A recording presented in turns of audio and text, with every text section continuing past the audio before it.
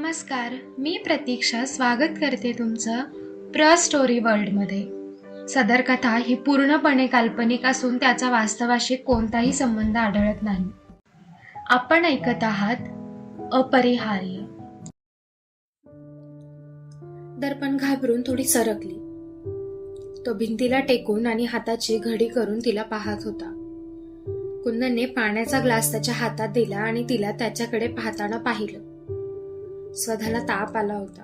तिला हॉस्पिटलमध्ये न्यायला कोणी नव्हतं, मग मीच ह्यांना घरी बोलवून घेतलं. कुंदन त्याला पाहून म्हणाली, काय झालं स्वधाला? त्याने काळजीने विचारलं.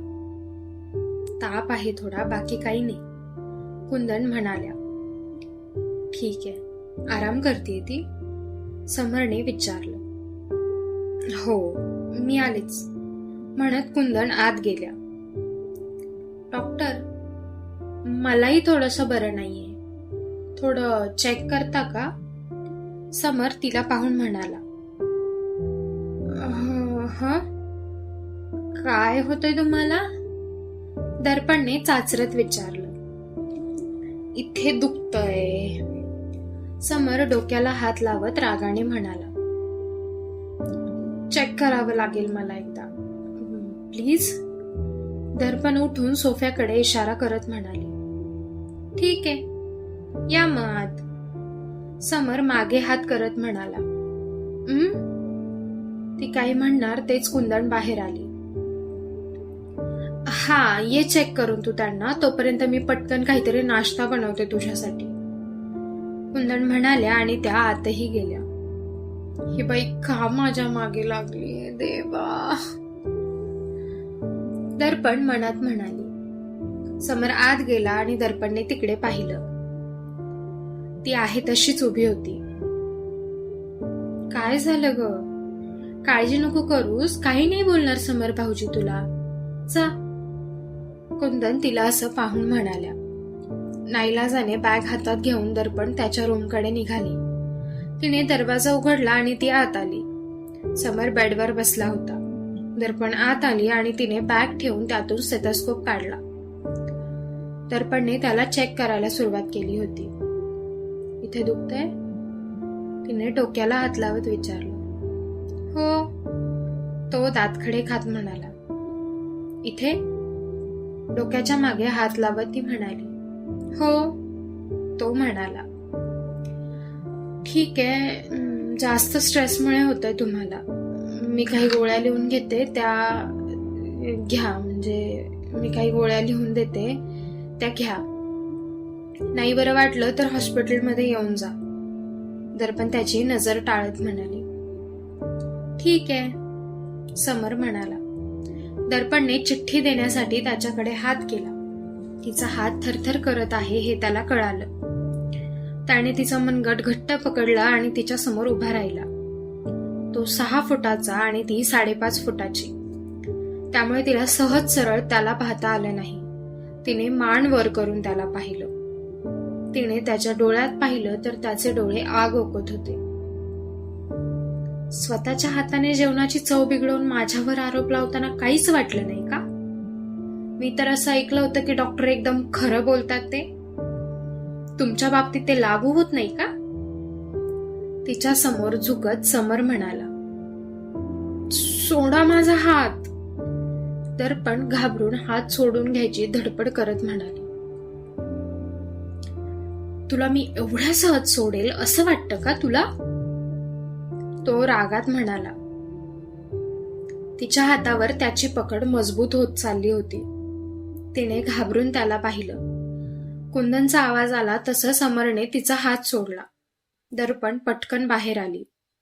तिला लगेच इथून निघून जाऊशी वाटत होतं, पण कुंदन खूपच जास्त आग्रह करत होती, त्यामुळे ती थांबली. स्वधा फार शांत आहे नाही, म्हणजे तिचं वय पाहता खूपच शांत राहते ती. दर्पणने सुरू असलेला समरचा विषय बदलत विचारलं. तिचा छोटा काका गेल्यापासून ती अशीच झाली आहे, शांत, कुंदन निराशेने म्हणाल्या. छोटा काका? दर्पणने न समजून विचारलं.